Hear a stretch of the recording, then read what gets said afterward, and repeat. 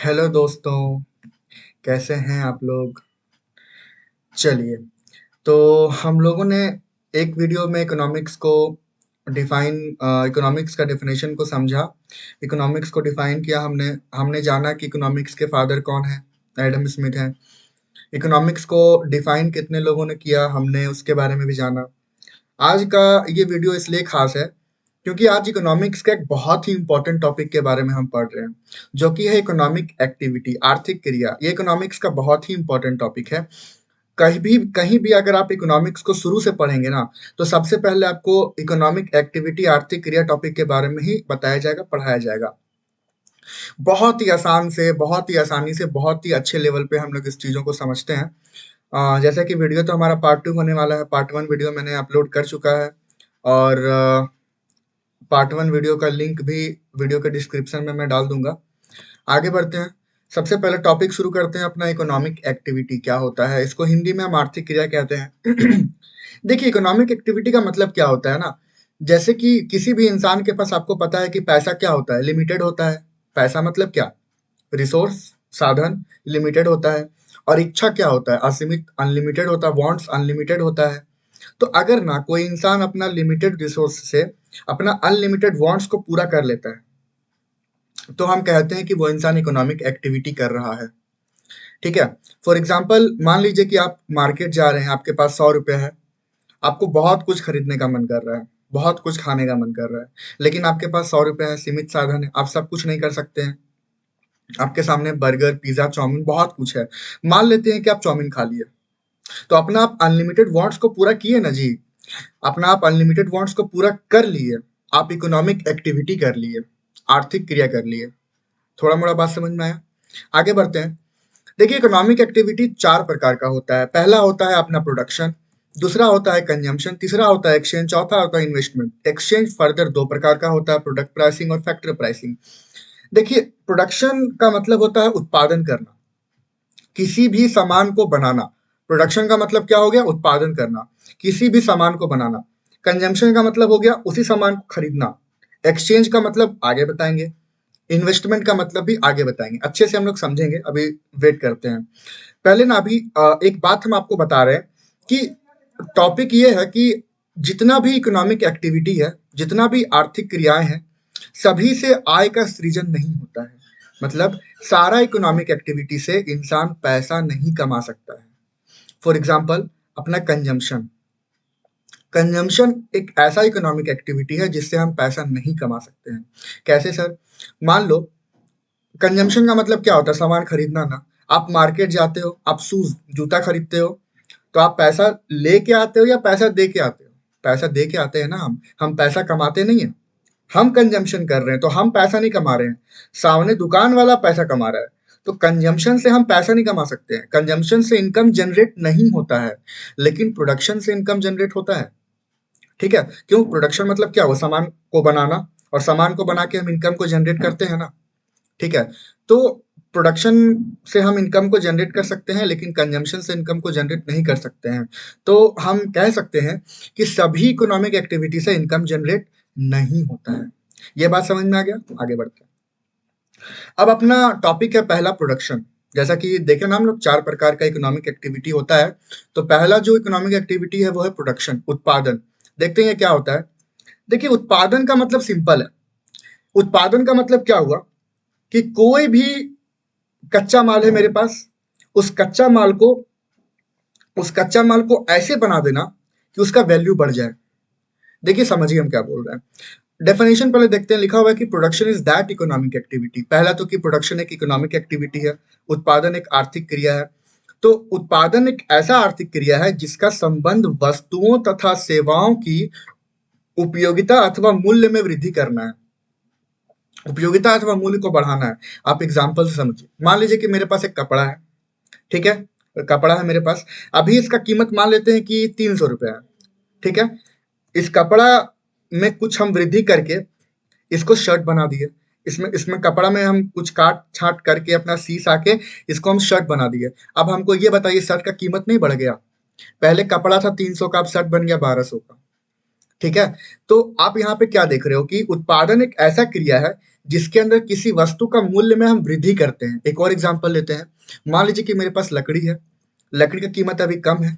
जैसे ही लकड़ी को काट करके हम पलंग बना दिए तो लकड़ी का कीमत क्या हो जाएगा, मतलब वही लकड़ी से जो पलंग बन गया उसका कीमत क्या हो जाएगा, बढ़ जाएगा ना। इसी को उत्पादन बोलते हैं, जिसमें क्या होता है कि किसी भी गुड्स का वैल्यू को बढ़ाया जाता है। गुड्स ही नहीं, गुड्स और सर्विस का वैल्यू को बढ़ाया जाता है। अभी गुड्स और सर्विस का डिफरेंस हम आगे समझेंगे कि क्या होता है। तो प्रोडक्शन के बाद अपना अगला आता है कंजम्पशन। कंजम्पशन का मतलब क्या हो गया, अब जो आप पलंग बनाए या जो आप शर्ट बनाए, ये बना के क्या रखें, मतलब सजाने के लिए तो नहीं रखेंगे घर में, हम इसको हम बेचेंगे ना आगे चल के। तो हम हैं प्रोड्यूसर, उत्पादक, सामान को बनाने वाला। हम क्या कर रहे हैं, हम कर रहे हैं प्रोडक्शन। अब कोई सामान को खरीदने वाला भी होगा ना, तो जो सामान को खरीदने वाला है वो, उसको हम बोलते हैं कंज्यूमर, उपभोक्ता, कंज्यूमर। और वो जो करेगा ना, वो करेगा कंजम्पशन।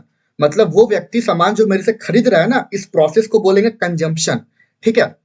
कंजम्पशन भी क्या है, सबसे पहले तो कंजम्पशन एक इकोनॉमिक एक्टिविटी है, जिसके अंदर क्या होता है, किसी भी गुड्स या सर्विस का हम लोग यूटिलिटी को कंज्यूम करते हैं। ये थोड़ा सा है ना, तो मतलब लॉजिकल वर्ड है, इसको समझिए। हम किसी भी गुड्स या सर्विस का यूटिलिटी को कंज्यूम करते हैं। मेरा बात को भी एग्जांपल के थ्रू आप समझिएगा।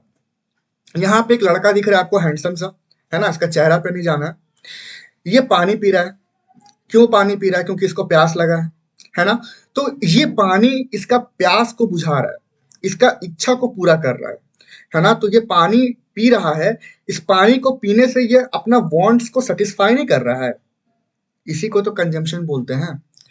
कि अगर कोई इंसान, ठीक है, किसी भी वस्तु का उपभोग करके अगर अपना वांट्स को सेटिस्फाई कर लेता है, this process is known as consumption. ठीक है। अब यहाँ पे एक टर्म है, यहाँ पे लिखा हुआ है ना कि उपभोग वह आर्थिक क्रिया है जिसमें कोई व्यक्ति अपनी आवश्यकता की संतुष्टि के लिए किसी वस्तु या सेवा का उपयोगिता का उपयोग करता है। ठीक है, यूटिलिटी का यूज करता है। यूटिलिटी को ही हिंदी में कहते हैं उपयोगिता। अब ये यूटिलिटी का मतलब क्या होता है, यूटिलिटी का मतलब सिंपल सा आप समझो कि वांट सेटिस्फाइंग पावर, इच्छा पूरा करने की शक्ति। पानी में क्या शक्ति है कि वो आपको प्यास को बुझा सकता है, तो पानी के अंदर यूटिलिटी है। ठीक है, वही यूटिलिटी क्या है, इच्छा पूरा करने की शक्ति। पानी का क्या है कि वो आपका प्यास को बुझा सकता है, तो वो प्यास को बुझाना क्या है, वही यूटिलिटी है। ठीक है। फॉर एग्जाम्पल ये माइक का हम यूज कर रहे हैं, तो ये माइक का यूज नहीं कर रहे हैं, आपको समझना है, लॉजिकल वर्ड है। हम ये माइक का यूज नहीं कर रहे हैं, हम ये माइक का यूटिलिटी का यूज कर रहे हैं। ये माइक का यूटिलिटी है कि इससे आवाज रिकॉर्ड, इससे वॉइस रिकॉर्ड हो सकता है। तो हम वॉइस को रिकॉर्ड कर रहे हैं ना, तो हम इस माइक का यूटिलिटी का यूज कर रहे हैं। ओ सॉरी, हम इस माइक का यूटिलिटी को यूज कर रहे हैं, इस माइक का उपयोगिता को यूज कर रहे हैं। ये बात अब अच्छे से समझ में आ रहा होगा आपको। हाँ, तो अब जो किसी भी वस्तु या सेवा का उपयोगिता का उपयोग करता है, उसको हम बोलते हैं कंज्यूमर, उपभोक्ता बोलते हैं उसको हम। तो कंज्यूमर को यहाँ पे अब अच्छे से समझा है कि कंज्यूमर कौन होता है। कंज्यूमर एक व्यक्ति होता है जो किसी वस्तु या सेवा का उपयोगिता का उपयोग करता है। ये बात आपको अच्छे से समझ में आ गया होगा। ठीक है, आगे बढ़ते हैं हम। अगला टॉपिक है हमारा एक्सचेंज। हम बोले थे ना कि एक्सचेंज हम आगे बताएंगे, एक्सचेंज आगे समझाएंगे, अब वो समय आ गया है एक्सचेंज का। तो एक्सचेंज को हिंदी में बोलते हैं विनिमय। एक्सचेंज को ही ना प्राइस डिटर्मिनेशन भी कहा जाता है, कीमत निर्धारण। यहीं पे ना किसी भी वस्तु की कीमत को निर्धारित किया जाता है कि कितना में उसको हमको बेचना है। ठीक है, देखते हैं आगे। एक्सचेंज का मतलब क्या होता है। एक्सचेंज वो आर्थिक क्रिया है जिसमें किसी भी वस्तु को, जिसमें किसी भी वस्तु का ना क्रय विक्रय होता है। क्रय विक्रय मतलब सोल्ड या तो बाउट, खरीदना बेचना होता है। ठीक है, और ये जो ट्रांजैक्शन है, ठीक है, इसको अधिकांश पैसों के द्वारा, मुद्रा के द्वारा, मनी के द्वारा किया जाता है ना। ये तो आप समझ ही पा रहे होगे। एग्जाम्पल के थ्रू समझते हैं। यहाँ पे एक हीरो है, या ठीक है, मान लेते हैं कि ये सप्लायर है जो सामान को बेचता है, और एक और मेरे पास है, ये है कौन, ये कस्टमर है। ठीक है, तो सप्लायर आपको पता है सामान को बेचेगा, कस्टमर सामान को खरीदेगा। चलिए समझते हैं आगे। तो सप्लायर क्या बेचेगा, सप्लायर बेचेगा गुड्स और सर्विस, वस्तु या तो सेवा। ठीक है, फॉर एग्जाम्पल मान लेते हैं कि ये केक बेच रहा है कस्टमर को, है ना, क्या बेच रहा है, केक बेच रहा है। ठीक है, तो जो सप्लायर है वो गुड्स या सर्विस के रूप में कस्टमर को क्या दे रहा है, केक, वेरी गुड। और जो कस्टमर है वो क्या दे रहा है सप्लायर को, पैसा। मनी दे रहा है ना बदले में, ये एक्सचेंज नहीं हो रहा है। गुड्स और सर्विस के बदले में मनी का एक्सचेंज हो रहा है। समझ पा रहे हो बात को? इसी को बोलते हैं एक्सचेंज, विनिमय। देखिए एक्सचेंज यहाँ पे हो तो रहा है, लेकिन एक बात और है, यहाँ पे वस्तु और सेवा का एक्सचेंज के साथ साथ यहाँ पे मालिकाना हक का भी एक्सचेंज हो रहा है, ऑनरशिप का भी एक्सचेंज हो रहा है। इसको ऐसे समझिए, जैसे ये केक का, मान लेते हैं कि ये केक अभी कस्टमर खरीदी नहीं है, तो ये केक का मालिक कौन था? पहले ये केक का मालिक ये था, ठीक है। और जैसे ही इसको पैसा दे दी तो केक का मालिक अब कौन हो गया?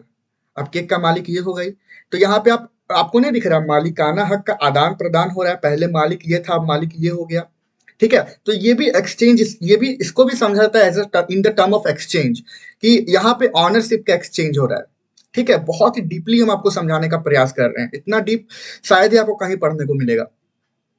तो मेरा मेहनत को वेस्ट मत होने दीजिएगा, ध्यान से समझिएगा। तो एक्सचेंज का मतलब आपको तो समझ में आ गया होगा। एक्सचेंज का मतलब क्या हो गया? किसी भी वस्तु या सेवा को खरीदना या बेचना, है ना। बेचा क्या जाएगा? गुड्स या सर्विस, किसके द्वारा? पैसा के द्वारा, ठीक है। और इसको एक्सचेंज ऑफ ऑनरशिप भी कहते हैं, क्योंकि यहाँ पे मालिकाना हक का आदान प्रदान होता है, ठीक है।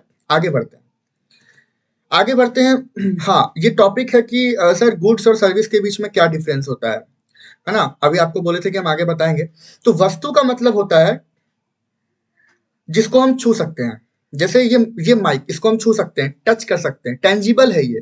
टेंजिबल का मतलब वास्तविक चीज है ये, इसको हम छू सकते हैं, ठीक है। तो इसी को वस्तु बोलेंगे। और सर्विस, सेवा, हम आपको पढ़ा रहे हैं ना, ये सर्विस है। हम आपको ऑनलाइन पढ़ा रहे हैं, यूट्यूब पे पढ़ा रहे हैं, यूट्यूब के माध्यम से, ये सर्विस है, ये सेवा है, ठीक है। तो गुड्स को छुआ जा सकता है, सर्विस यानी कि सेवा को आप छू नहीं सकते हैं, ठीक है। एग्जाम्पल के लिए लैपटॉप को छू सकते हैं आप फोन मोबाइल को छू सकते हैं। आप ये वीडियो कहाँ देख रहे हो? इंटरनेट, क्या आप इंटरनेट को छू सकते हो? नहीं छू सकते हो ना। इंटरनेट का बस आप फायदा उठा रहे हो, तो वही सर्विस है, सेवा है। इसका एक और बेहतरीन एग्जाम्पल के साथ हम समझते हैं। यह आप यहाँ पे देख सक रहे हो, ये एक इंसान है, ठीक है। मान लो इसको चाउमीन खाना है, तो ये रेस्टोरेंट गया, वेटर भी यहीं पे है, वेटर इसके लिए चाउमीन लेके आएगा, ठीक है। अब मेरा बात को ध्यान से सुनना, ये जो चाउमीन है ना, ये गुड्स है चाउमीन, ठीक है, वस्तु है। और ये जो वेटर इसके पास ले करके जा रहा है, यही तो सेवा है। वेटर जो प्रदान कर रहा है इसको, इस व्यक्ति को, ये सेवा है, सर्विस है। लेकिन ये चाउमीन क्या है? गुड्स है। अब आपको अच्छे समझ में आ गया होगा गुड्स और सर्विस के बीच में क्या डिफरेंस होता है। एक सवाल है मेरा, आप मूवी देखने के लिए जाते हो, थिएटर हॉल जाते हो ना मूवी देखने के लिए, तो वहां पे आपको वस्तु मिलता है या सेवा? आप ये कमेंट करके जरूर बताइएगा, हमको अच्छा लगेगा बहुत। चलिए आगे बढ़ते हैं, और हमारा आज का लास्ट टॉपिक है इन्वेस्टमेंट। अब देखिए, प्रोडक्शन पढ़े पहले, सामान को बनाना। कंजम्पशन पढ़े, सामान को बेचना। उसके बाद एक्सचेंज पढ़े, कैसे बिकेगा सामान, वो देख लिया हम लोग। अब बिक गया सामान, तो आपके पास पैसा आया, और वो पैसा को लेकर मनाली तो अपने चल जाएगा घूमने के लिए। नहीं भाई अब चलो बहुत कमा लिए यार, ऐसा तो नहीं होगा ना। अब क्या करोगे? वो पैसा को आप फिर से इन्वेस्ट करोगे, ताकि आपका बिजनेस क्या हो पाए, ग्रो कर पाए, ठीक है। तो इसी को बोलते हैं इन्वेस्टमेंट। ये तो आसान भाषा में हो गया, लेकिन इकोनॉमिक्स का टर्म में आप इन्वेस्टमेंट को ऐसे समझिए कि सबसे पहला बात तो भाई कि इन्वेस्टमेंट क्या है? एक इकोनॉमिक एक्टिविटी है, एक आर्थिक क्रिया है, ठीक है। देखिए इन्वेस्टमेंट के अंदर इन्वेस्ट करके हम लोग प्रोडक्शन करते हैं। मेरा बात को ध्यान से सुनिएगा। इन्वेस्टमेंट का मतलब होता है कि आप प्रोडक्शन करोगे। किसका प्रोडक्शन करोगे? कैपिटल गुड्स का प्रोडक्शन करोगे। कैपिटल गुड्स का मतलब क्या होता है? पूंजीगत वस्तु का प्रोडक्शन करोगे। देखो अब यहाँ पे आप थोड़ा सा कंफ्यूज हो गए, ध्यान से समझना, हम कंफ्यूज नहीं होने देंगे। कैपिटल गुड्स को पहले समझते हैं क्या होता है। कैपिटल गुड्स को पहले समझते हैं, ये सारा कैपिटल गुड्स है। पूंजीगत वस्तु का मतलब हो गया कि वैसा वस्तु जिसमें आपको पूंजी लगाना पड़े, जिसमें आपको पैसा लगाना पड़े, है ना, उसको बोलते हैं कैपिटल गुड्स। जैसे ये मशीन, ये ट्रक, ये बिल्डिंग, ये सब कैपिटल गुड्स है, जो लंबे समय के लिए रहता है आपके साथ, ठीक है। तो इन्वेस्टमेंट, मान लेते हैं कि आज मेरे पास यहाँ पे सिलाई का मशीन है ना, मान लीजिए कि मेरा शर्ट का फैक्ट्री है, तो आज मेरे पास एक सिलाई का मशीन है।